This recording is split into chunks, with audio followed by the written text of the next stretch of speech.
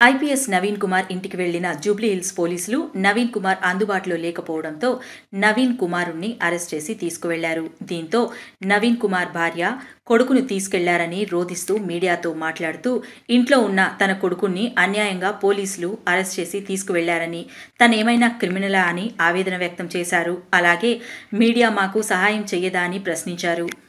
ఎందుకు ఇస్తాం సార్? ఇంట్లో ఉన్న బాబుని ఇంట్లో ఉన్న బాబు ఏం చేస్తాడు? గ్యాస్ కట్టర్లు కట్ట చేసి తీసుకెళ్ళడానికి వాడేమన్నా క్రిమినలా? ఎందుకు మా ఇంట్లో మేముంటే మీరు గ్యాస్ కట్టర్లు తీసుకెళ్ళి మాకు హెల్ప్ చేయరా? మీరు మీడియా మీరు మాకు హెల్ప్ చేయరా? ఈ అన్యాయం ఎందుకు జరుగుతుంది? ఇట్లా మేము రాజీ అంటే ఇప్పటికే నవీన్ కుమార్ కి అంటే నోటీసులు ఇచ్చారు కూడా మేడం. ఈ కేసు విచారణకు ఆయన సహకరించట్లేదని ఆయన వచ్చి అన్ని సహకరిస్తున్నారు, అందరికి ఆన్సర్ చెప్తున్నారు.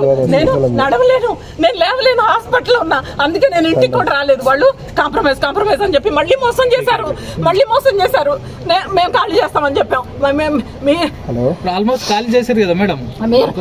ఎందుకంటే వాళ్ళు ఏం చెప్పారంటే ఖాళీ చేస్తే కొంచెం సామాన్లు వాళ్ళే తీసుకెళ్లిపోయారు. అసలు ఏం తెలియదు. నవీన్ మీద ప్రెషర్ పెట్టి మీరు వాళ్ళిద్దరిని మేము లోపలే చంపేస్తాము అని భయపెట్టి మీరు అవి చేసేస్తే మీ కేసులు వాళ్ళ కేసులు లోక్ అదాలత్లో పెట్టుకుని రాజీ పెట్టేస్తారంటే సరే ఓకే అని చెప్పాను. నేను అక్కడే కాంప్రమైజ్ అని చెప్పా. మాకు వద్దు ఇంకా గొడవలు ఇష్యూలు, ఎందుకంటే అన్యాయంగా వస్తున్నారు, న్యాయం లేదు, అందుకని ఇంకా పోరాడి ప్రయోజనం లేదన్న నాకు అర్థమైపోయింది. ఎవరు బెదిరించారు? చంపేస్తారని ఎవరు బెదిరించారు? చంపేస్తారని ఎవరు బెదిరించారు? పోలీసులు బెదిరించారు.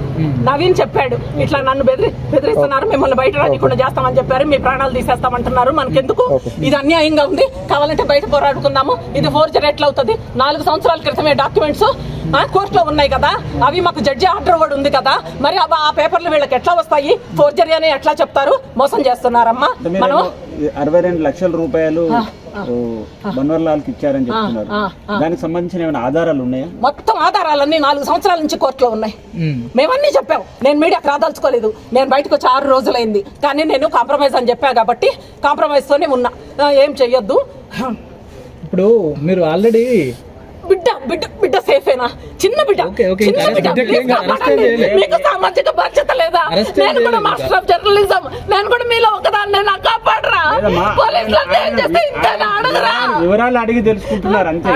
అడగరా, మీరు అడగరా.